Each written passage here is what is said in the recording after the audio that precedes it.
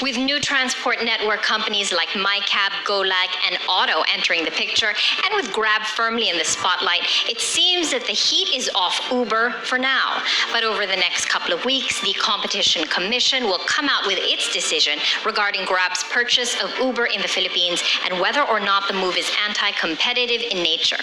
So tonight, our debaters weigh in on this particular issue. Hello, I'm Maiki Oreta, and you're watching Square Off Season 15, The Firm Debates.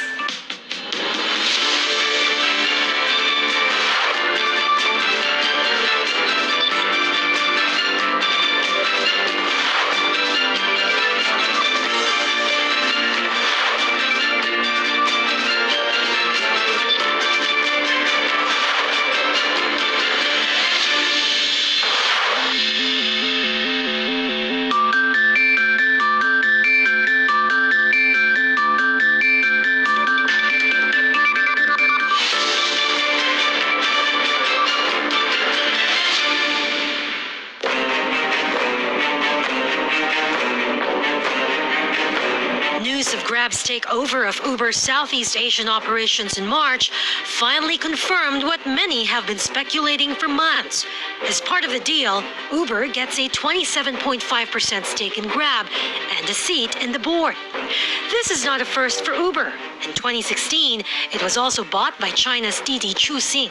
But more than just a boardroom deal, this development affects millions using Uber to get around.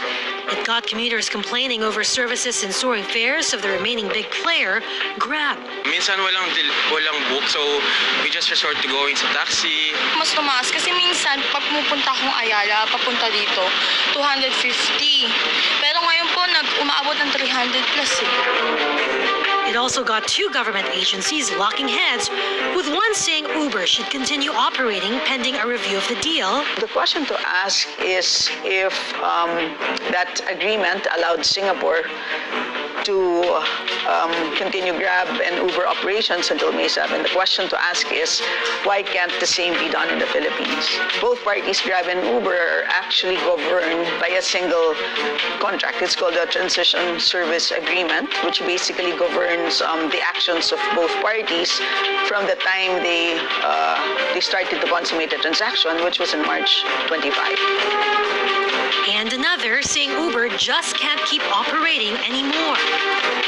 How will we address these complaints when there is no one in the office? For now, Grab Philippines is taking responsibility for Uber's non-compliance while appealing to the PCC. So, can the competition watchdog compel Uber to continue operations in the Philippines?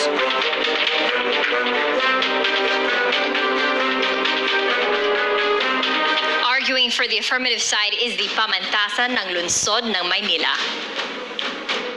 Driven by wisdom, prosperity, and honor, the future lawyers from the Pamantasan ng Lunsod ng Maynila. Debating is like an art because the way we craft our speeches, the way we choose our words, it's almost like a painter when he chooses what color to use. What we do is it's an art of expressing ourselves. Debating is a battle of creativity, for you really have to think of your strategies, do creative research to really build up your arguments. Debating for me is a warfare of the minds. You have to think of creative ways on how to argue your position, notwithstanding that the other team also has that possibility to contradict your own argument. So you have to anticipate both your arguments and the other team's argument. Team Pamantasan ng Lunsod ng Maynila. Committed, fierce, resilient. And taking on the negative side is St. Louis University. All the way from the summer capital of the Philippines, Baguio City, the contenders from St. Louis University. Well, debate is a mode of expression. It makes sure that there is a healthy discourse and a healthy and legal discourse between people.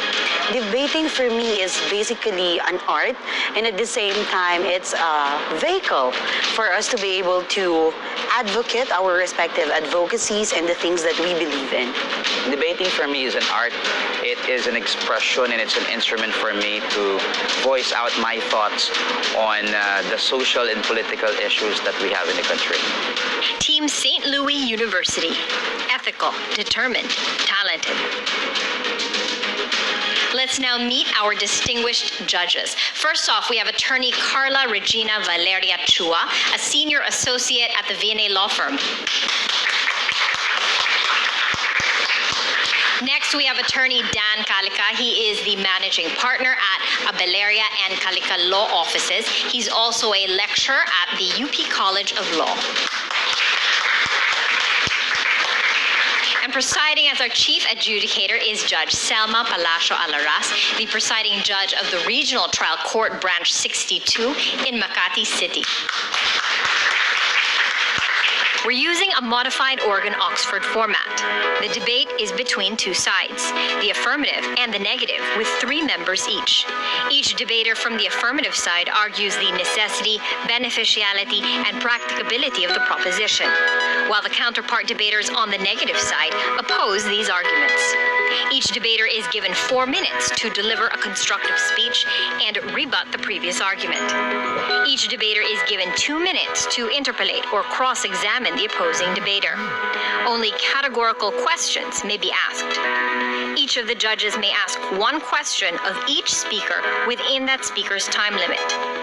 The judges score each team in terms of manner, matter, and interpolation. The team with a higher score from each judge gets a point. The team with the most number of points wins the debate. The chief adjudicator rules in the event of ties, objections, or contestations. Our proposition for the week: let it be resolved that the Philippine Competition Commission can compel Uber to continue its operations in the Philippines. First up, for the affirmative side, we have Nikki. Nikki, you've got 4 minutes to tell us why the PCC must compel Uber to continue its local operations pending review. We are not forcing a dead corporation to operate. Rather, we are forcing a capable corporation, although unjustly unwilling, for the common good. Good evening, Your Honors. This debate is not just about simple business competitions, but business decisions impressed with public interest. Now, in March 2018, Uber sold its Southeast Asia operations to Grab following its exit in China and Russia. Under the transaction, Uber will acquire 27.5 share and board seal in Grab. Now, this means, Your Honors, that Uber doesn't actually want to exit from the Philippine market, but desires to continue operations by earning profits on their scheme and monopolizing the market, which is mandated to be prevented by the PCC. Thus, it is necessary for the PCC to compel Uber to continue operations in the Philippines. 2 points, Your Honors. First, transportation sector is impressed with public interest. Second, state intervention is a valid exercise of police power. Now on to my first point. The business of common carriers is imbued with public interest as it concerns no less than the safety and convenience of the riding public. KMU versus Garcia held that the common carrier holds such a peculiar relations to the public as it caters to their need, comfort, and convenience. Now, to spur advancement and increasing demand for mobility, transport network vehicles are created, defined as pre-arranged transportation for compensation using an internet-based technology. Transport network vehicles, therefore, are common carriers that provide innovative and better way of commuting to millions of users, which now points me to my second argument that state intervention is necessary through exercising its police power to protect the Filipino consumers. Now, Planters versus Fertifil held that police power is the most essential, insistent, and the least limitable of powers, extending as it does to all the great public needs. It is exercised as long as the activity to be regulated is or has significance to the public welfare. Your Honors, we would like to emphasize that businesses imbued with public interest, like transportation, do not operate under pure free market system. For in Philippine Coconut Desiccators versus PCA, the court highlighted that our Constitution, beginning in 1935, has repudiated laissez-faire economic principle. Our Constitution reserves to the government the power to intervene whenever necessary to promote justice, common good, and public interest. This is why, Your Honors, PCA was created as our antitrust law, and Section 12 of RA 10667 gives the PCC the power to review transactions that substantially prevent, restricts, and lessen the competition. Again, this is pursuant to the constitutional mandate under Article 12, Section 19 of the Constitution. Yes, Your Honor. Counsel, are you saying that Uber company is a public utility? Your Honor, yes, Your Honor. Under the Department of DOTC Memorandum Circular 2015-11, transport network vehicles such as Uber and Grab were classified as common carriers. Moving on, Your Honor. Again, this is pursuant to Article 12, Section 19, which provides that the state shall regulate or prohibit monopolies when the public interest so requires. In Tatag versus Secretary of Department of Energy, the court categorically said that this provision is antitrust in its history and spirit as it spouses competition. Indeed, Your Honors, PCC is not there for the sake of intervening only, but to protect the public from monopolistic tendency. For after all, a market, like in transportation, where right of choice and access are available or exhibited, is the market where the public interest is best served. Thank you. 2 minutes for the cross-examination. Hello. Let's look into the law. The Philippine Competition Commission is a creation of law, correct? Yes. And that is Republic Act 10667. Exactly. Thank you. And under Section 12, there are 19 powers expressly enumerated. Yes. Under said powers or under said enumeration is the power to compel a business But entity they are included. But they are empowered to issue interim orders with what's Interim the purpose orders of the is review different then? from compulsion, What Miss Nikki. Let's No, what is proceed. the purpose Let's of the proceed. review then if Let's they do will not statutory issue interim construction, orders, Nikki. right? First question: can a governmental body like the PCC go beyond the powers granted to it by law? Well, they are No, it just cannot. No, it cannot. They're Next just doing- question. PCC is a quasi-judicial body, Right. right? And a quasi-judicial body like PCC cannot flex its mandate to create an another antitrust power law, which because governs the that Philippines. is And quasi-judicial PCC legislation, and that is presupposes that only there is an exercised by the anti-competitive market in legislative this department. Next question. True or false? A statute expressly limited to certain matters cannot be extended to other matters by reason of interpretation or fundamental construction. powers, police right? power, True or procedure. false? That's true because that is the doctrine of Police power. expressum facit cessare tacitum. Next, true or false again. A provision omitted from an enumeration must be held to have been omitted intentionally by the framers. Well, That is true. That is the doctrine of casus Statutory, omissus again, pro omisso statutory habendus est. Lastly, are you aware of the House Bill creating PCC? yes. Under the said House Bill, there are 12 enumerations or powers, right? Yes. And under the said law, there are now 19. Therefore, So if what's the there is point? an intention for the is Congress to expanded include the powers. power to compel, Let us then not it should talk- have added it because it was able Let to us add talk 7 about more. what is the motion No in further this questions, case. Your Honors. Thank you.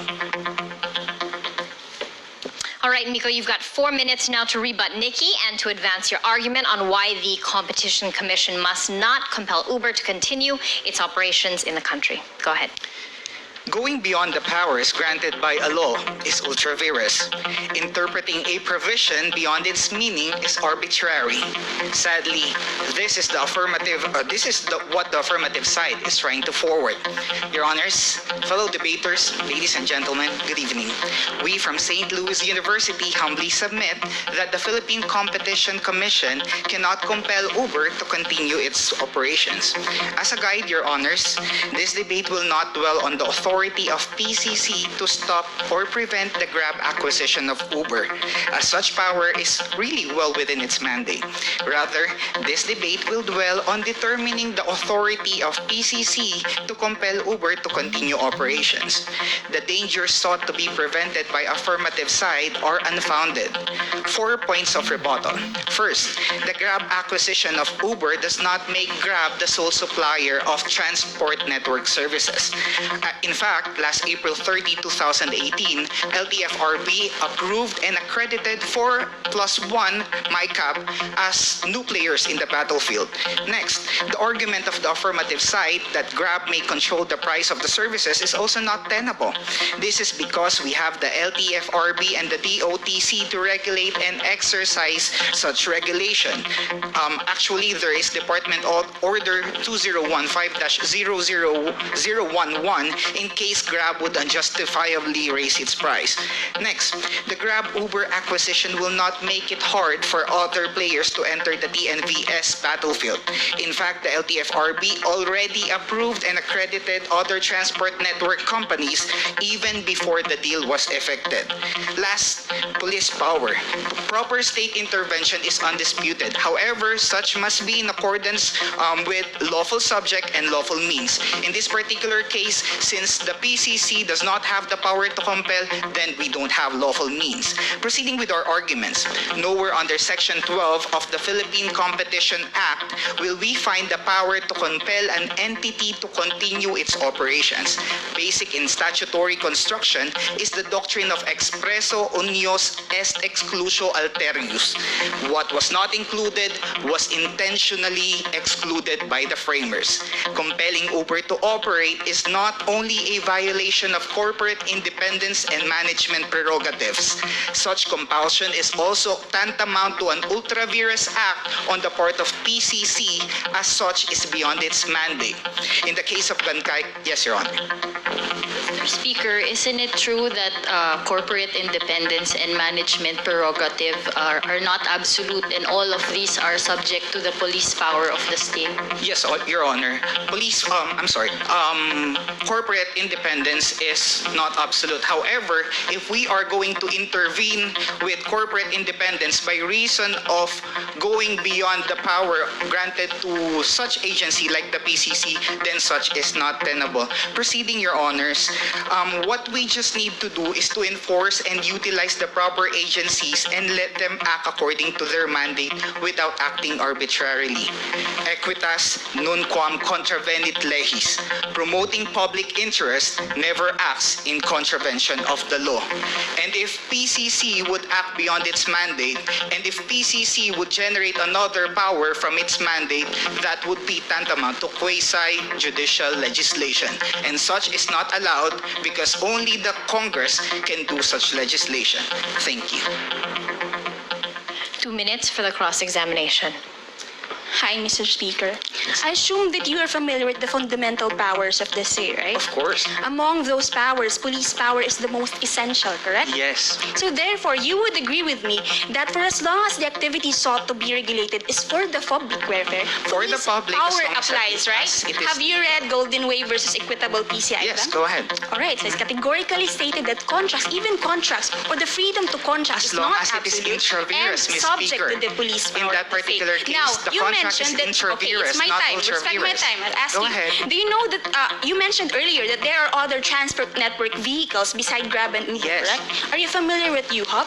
I am also familiar with MyCab, and that is an opportunity Okay, for so them do you to know thrive. was UHOP accredited? No, MyCab is Okay, accredited, you should and have the other studied that four because players. UHOP entered the market 2 years ago. 2 Oh. years ago, yet it's not that popular, right? Well, that is Right? not the job of so the do you know how PCC. many of the entire 55,000 transport network vehicles unit belong to UHOP? I'm Do you not know? sure. Only Do you have that? 4,000. 4,000 only. While 29,000 belong to Grab and 22,000 belong to Uber. This is after 2 years of being in the market, even before Grab Monopoly and Uber is reached not that inherently numbers. bad, Ms. Thus, Speaker. they There will are not requisites fill in in the order to competition that consider Grab and monopoly as Uber have inherently bad. established. No further questions, Your Honor. Let's now hear from the second affirmative speaker, Irvin. You've got 4 minutes to tell us why it would be beneficial for the Philippine Competition Commission to compel Uber to continue with its local operations. Your Honor's general rebuttal. The argument of the opposition presupposes that Uber does not want to operate, when in fact it wanted to operate. It just want to merge with Grab, which is contrary to the provisions of the PCA. Your Honor's salus populi est suprema lex. The welfare of the people is a supreme law. Good evening, Your Honors. The affirmative believes that it is beneficial to compel Uber to continue operations in order to protect public interest. The affirmative collective grieves for the loss of Uber because it opened the doors for a giant to manipulate an emerging industry. Its exit immediately amounted to lousier services, higher prices, and fewer public choices. Shortly after the announcement of the Grab-Uber deal, price surged to as high as 200 pesos, and this is indicative of more surges in the future. In China, where Uber is merged with its rival company, 86% of commuters painfully accepted the fact that the expense was just more expensive than ever. Your Honors, the affirmative side is not apathetic to this situation. Transport network vehicles is no longer a mere luxury for Filipinos. For the people who do the daily grind, it has become an alternative to commute to the market conveniently at a reasonable fare without compromising their safety. Consider 93% shares of the transport network market belong to Grab and Uber. 51% belongs to Grab, 42% belongs to Uber. Therefore, it is absurd not to conclude that the merging of these companies will result in the monopolization of profits. Unfortunately, Uber and Grab is not simply better together. Some things are just meant to be separated. Allow me, Your Honors, to compare the model presented by the affirmative and the negative.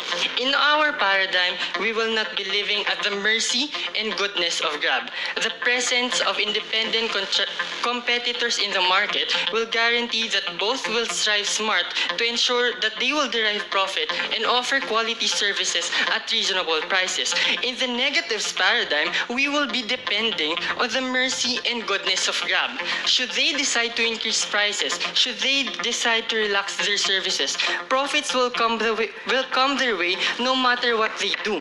Yes, Your Honors. But how can you compare a company that is no longer existing? Your Honors, Uber is actually existing. When it merged with Grab, Uber is still existing. When it wanted to cease operations, it should have had dissolved itself, but it did not do so. That presupposes the fact that it really wanted to operate, Your Honors. Therefore, in their paradigm, Filipinos will be a sheep without a shepherd, helpless and harassed. And we cannot just let these things happen. It is unfortunate that this is the position that the negative tries to support. Compelling Uber to operate will uphold a market free from the unbridled discretion of management. At the end of the day, actual and real market competition is the solution to address the need for quality services and affordability of goods in the market. As I end, Your Honors, lex ad bonum publicum, or law for the public interest. This is the very creed of the PLM College of Law, and now we are very proud to serve our purpose. Thank you. Minutes for the cross-examination. Good evening. You must have studied RA 10667. Yes, so that's the Philippine Competition Act. The Philippine Competition Act, very well. I'm sure you have also read Section 12 thereof. Of course. The provision of the powers and functions of the PCC. Thank you. Did you happen to count the number of powers and functions Should of the I, PCC? Mr. Speaker? Okay, I'll tell you then. 19. Okay. Before being passed into a law and when it was still House Bill Mr. Speaker, that is a bill. Mr. Speaker, that is precisely a bill. You'll get the relevance What is later more on. important, a Please bill let me or the finish. law? Please Mr. let me Speaker? finish. Thank you very much. So when it was still a House Bill, do you know how many were its original functions and powers? How many, Mr. Speaker? 12. So from being a House Bill, there was 12 provisions, but when it was enacted into a law, it became 19 because What's the relevance, Mr. Speaker? Because Congress has the intention of empowering further the capabilities Exactly. of the PCC. But going back, my question, going back to the 19 powers, have you read any mention of the power to compel of the PCC? Well, that is incidental to its purpose in preventing in transactions You which can prevent, restrict, or lessen competition. Mr. Speaker, you can only have incidental Otherwise, the powers commission will be useless, from the Mr. Speaker. express powers. In law school, Mr. Speaker, you must have encountered the principle of expressio unius. Of course I had. That's est statutory exclusio construction, Mr. alterius. Speaker. Thank you very much. The explicit mention expansion of one excludes the Not inclusion at all of another. times, Mr. Speaker. Okay, so, Your Honors, in this particular case, the Congress already had the prerogative of increasing the number of powers and functions from 12 to 19. If they really Mr. intended Speaker, what is the for the relevance? PCC to have the power to compel Are you this, they should have interpolating done me so. or are you presenting your arguments, Mr. Okay, Speaker? I'll move on to my next question. I'm sure that if you're a businessman, your worst nightmare should be bankruptcy. Of course. Uber is not bankrupt, Mr. Speaker. Do you know that they've been losing billions No, of no, dollars? that's release. Lester, you've got 4 minutes now to rebut Irvin and advance your argument on why it would not be beneficial to compel Uber to continue its operations in the country. First American President George Washington said, "Arbitrary power is most easily established on the ruins of liberty abused in licentiousness." St. Louis University is in the position that compelling Uber is not beneficial for two main reasons. First, it is an arbitrary exercise of power, and second, it is a bar to free market. But before I discuss these, let me first raise some points of rebuttal on the negative side. The previous speaker mentioned that some things pertaining to Grab and Uber are not meant to be together, because some things are meant to be separated. That is exactly the point of the negative side, Your Honors, because within the mandate of the PCC, they can order the demerger of these two companies, but not necessarily compel one to continue operating, because if you do so, or if we allow that, that is already involuntary servitude, Your Honors. Now, moving on to my first point, arbitrary exercise of power. Section 12 of RA 10667 of the Philippine Competition Act provides for the powers and functions of the Philippine Competition Commission. It is nowhere in this provision, Your Honors, and in the entire act as a whole, that gives the power to PCC for compelling a person or entity to engage in or to continue business operations. In 2016, as I was saying earlier, Your Honors, Uber's losses were at 2.8 billion US dollars in 2017. It ballooned up to 4.5 billion US dollars. Rather than losing more and possibly shutting down, Uber made a wise and prudent decision of selling its shares to Grab, and in return getting 27.5% of the shares in Grab's business.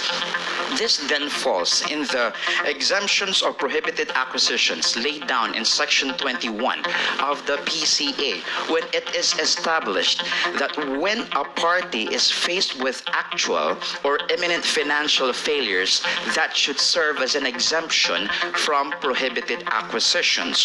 Further, even if CA 146 as amended or the Public Service Act aims to prevent ruinous competition and subjects public services to state control, police power cannot go beyond the discretion given to persons and entities on how to operate their trade. Clearly, yes, Your Honor. Are you telling us that public interest should succumb to corporate interests?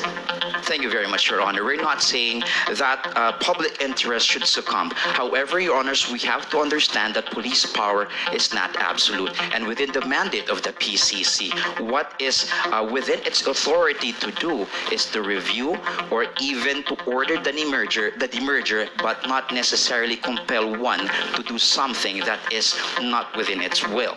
So, on to my second argument about the free market. Section 14 of PCA provides that agreements which have the effect of substantially lessening competition should be prohibited. In light of this, monopoly and price fixing arrangements should be the competitors should be wary of them. However, the same section clarifies that those which contribute to improving the production while allowing the consumers a fair share of the resulting benefits is not deemed a violation of such act. In the U.S. case of Standard Oil versus the United States, the Supreme Court said that price fixing is illegal per se, but monopoly should be analyzed under the rule of reason. In this case, equating Uber or the acquisition of Uber with the question of competition. Thank you very much. 2 minutes now for the cross-examination. Mr. Speaker, you claim that the transaction between Uber and Grab is an exercise of a business judgment. Yes, Is business judgment absolute? not also. Yes, they should. It is not absolute. It is not Have also you read absolute. Republic Telecommunications versus CA? Yes, go ahead. It states that it is elementary that business judgment rule admits of exception, one of which is bad faith. Am I correct? Yes, but here there's no bad faith. Let me finish. Go Do ahead, you know Mr. that if Speaker. Uber and Grab combines, its operations will comprise 93% of the entire TNV Exactly. market? Uber claimed that it suffers business losses. That is why it needs to pull out from their market here in the Philippines, correct? That is correct. At the same time, they struck a deal with Grab, their leading competitor, to sell the region's operations. And in exchange, Uber would receive shares from the Yes, company and that the is seat in correct. the board of directors. And that so they includes don't the really want to entirety of cease Southeast operations. Asia. So let me continue. Go ahead, Did you know Mr. that Speaker. this happened in China, Russia, and India, and now in the Yes. Philippines? Yes, including Singapore. PCC noticed that this scheme of Uber suggests a pattern all over the world where it shuts down its operations under the pretense of business losses, So what is the all question, the while Mr. Speaker? forming virtual monopolies with their competitors, while Well, not really exiting the market at all. In monopoly, Yes, Your there Honor, should it is only a be pattern. one Even service with this provider. information Here in this available, case, we have several. This is Go my ahead, turn. please. Even with this information available to everyone, when the PCC refused to take the business judgment on its face, it decided to protect the public interest from this monopolistic profiteering. No further questions. Thank you.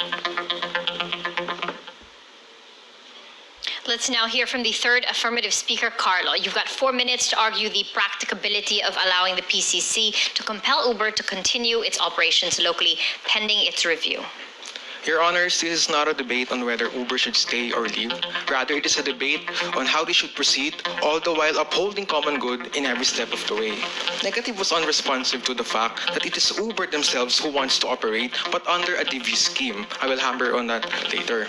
Moreover, opposition mentioned PCC can just demerge the transaction, right? I'll ask them now. Does Uber want that? No. That is why they merged with Grab. PCC said, had they decided to exit in any other way, there would have been no problem. There would be no debate. But that's not the debate. Clearly, St. Louis is in a different debate when they assume that it is Uber themselves who wants out. They do not want that. That is why PCC intervened in the first place. We had no choice because Uber does not want out. It wants to operate, but in its own terms. Proceeding to my constructives, the affirmative side believes that it is legally and factually practicable for the Philippine Competition Commission to compel Uber to continue its operations in the Philippines. This is based on 2 points. First, it is practicable considering that PCC has the power and the duty to prohibit transactions that tend to establish monopolies in the relevant markets such as the TNV. Secondly, despite their claims, Uber is actually capable of following PCC's orders. First, it is practicable to have Uber continue its operations independently.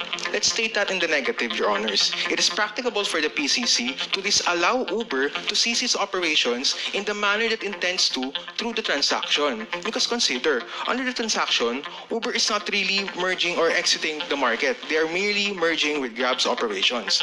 This reveals Uber's true intentions. Uber does not really want to stop operating at all. They want to operate in a scheme where Uber and Grab owns 93% of the market. Hence, this debate now became a choice on which paradigm we would want Uber to operate in. Would we want Uber to operate independently, or would we want Uber to operate inside a monopoly? The answer is fairly simple. Therefore, PCC's order is then exercise of its power to protect the common good precisely from the evil the Constitution and the PCA sought to prevent. Now, what do we do with the LTFRB order for them to cease? When two government actions seem to contradict each other, we try to harmonize them. The PCC's order is to operate, while the order to cease was predicated on the fact that Uber's license has expired. The solution then is simple. It is for Uber to secure the proper accreditations from the LTFRB so they can operate. This is practicable considering that the non-renewal of Uber's accreditation was predicated on the assumption, a misplaced assumption, Your Honors, of the merger's validity. This shows that Uber's dilemma was ultimately caused by their own doing, and so they cannot hide behind the fact that they have no personality because LTFRB actually took that away from them. On to my second point. Despite their claim, Uber is more than capable of complying with the PCC order. Today, Uber's network is valued valued at $72 billion.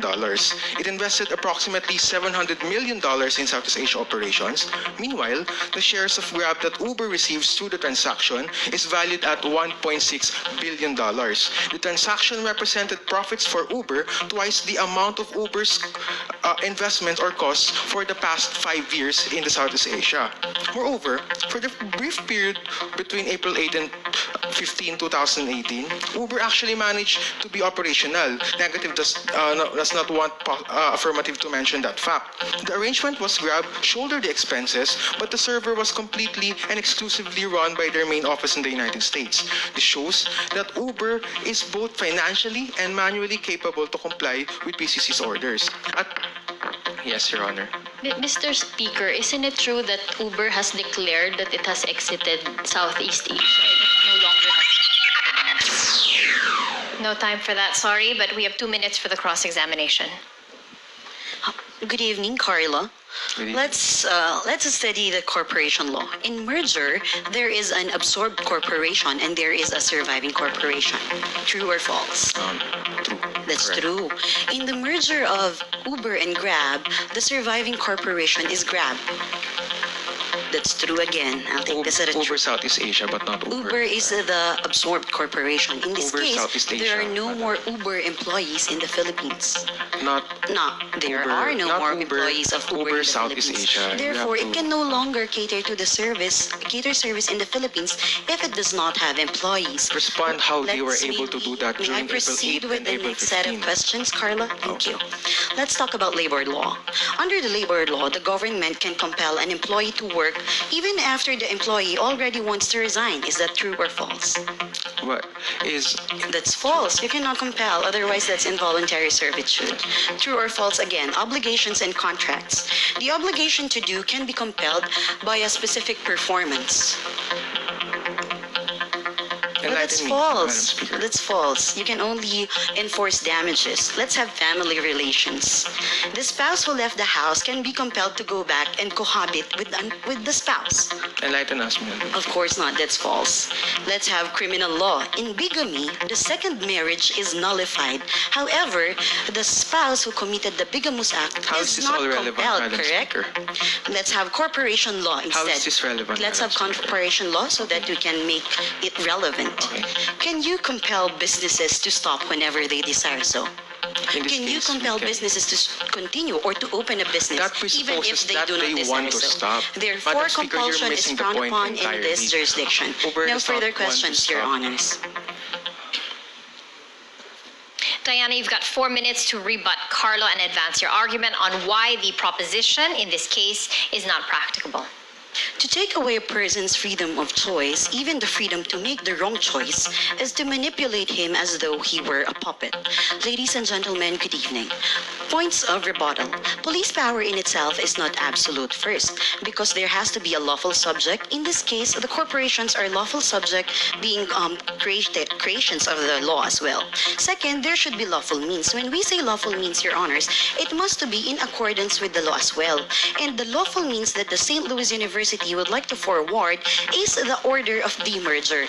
Now, after that there is demerger or prohibition to continue with the merger, give the choice to Uber whether it will continue operating or whether it will continue to look for another buyer of its shares. However, compelling it is not in accordance with the law, Your Honors. Second point of rebuttal. They are arguing that there is a possibility of monopoly.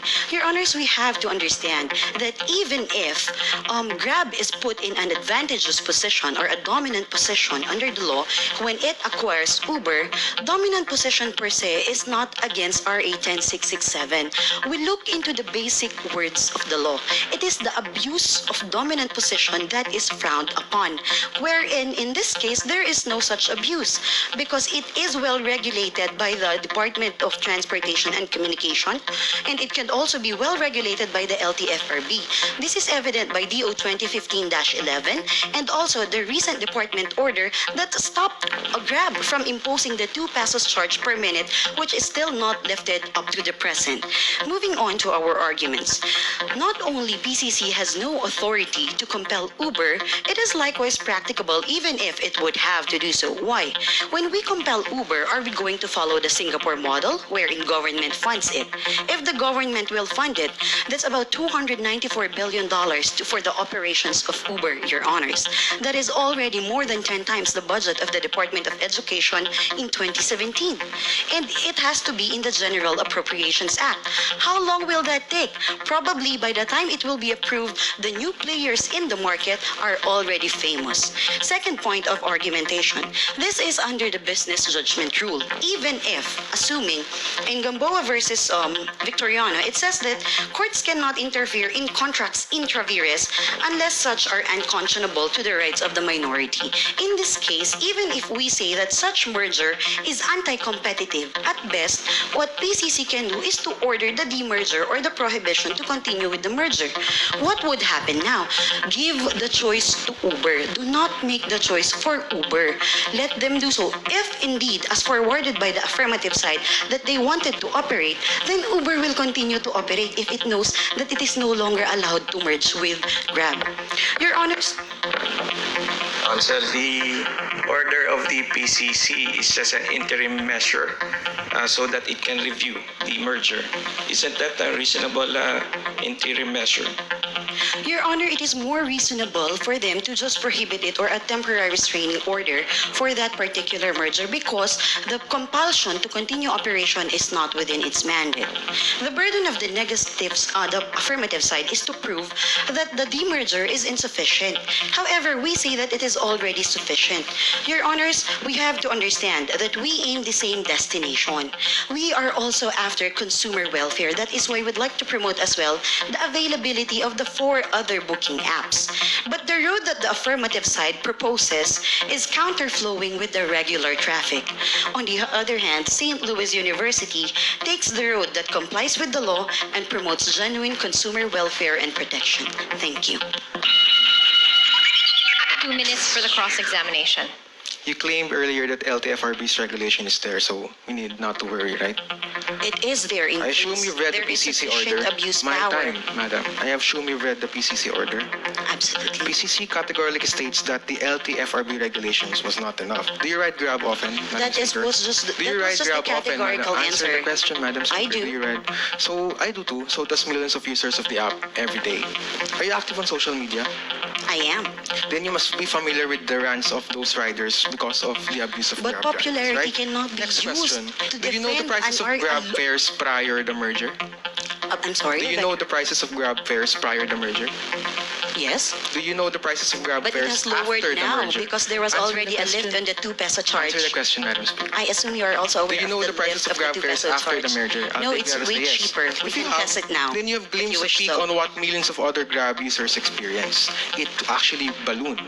Was the LTFRB regulation present when the prices ballooned? Then they can still, because Yes. LTFRB is not LTFRB futile. is actually Then they present. can order Then how another come order this for happened? that. If LTFRB decision was according to you sufficient, it should have happened. And there if it are was others that sufficient. LTFRB Now, can do. I assume you have read the PCC decision. You answered yes. But earlier. violation of the law It says there, is not necessary in PCC this case. categorically stated that had Uber exited in any other way, we would have no problem. But Then PCC let them decide claims to that exit Uber does or not to want sell to other out mergers. of Southeast Asia The operations. order of demerger is Uber- sufficient.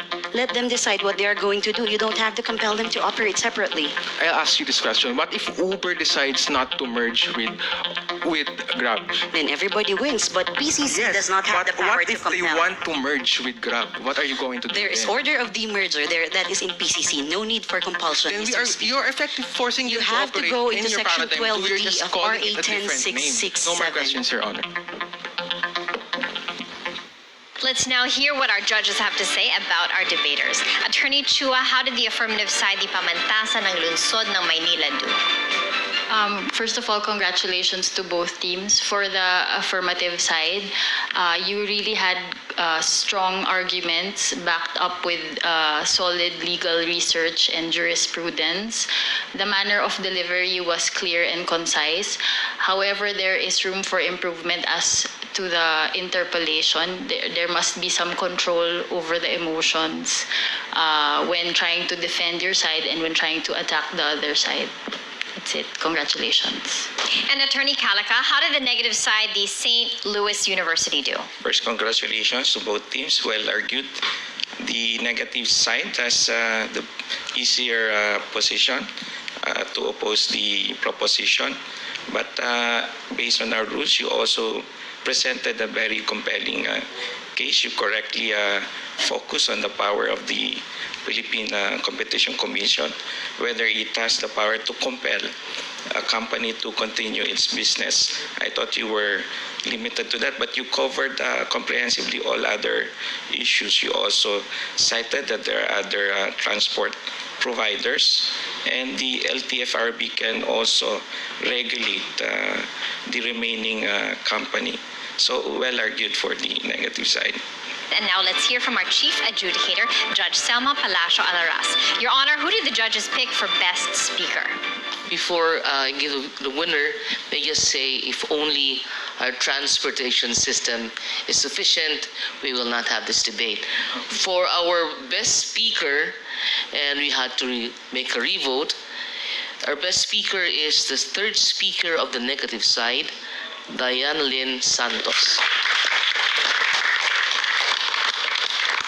And the school that won this round? In this particular case, it is a unanimous vote, and we voted for the negative side, St. Louis University. A big congratulations to the negative side, St. Louis University, for winning the third quarterfinal round. Next week, the University of Batangas and the University of the Philippines will face off in the third quarterfinals. I'm Maiki Oreta. Thank you for watching.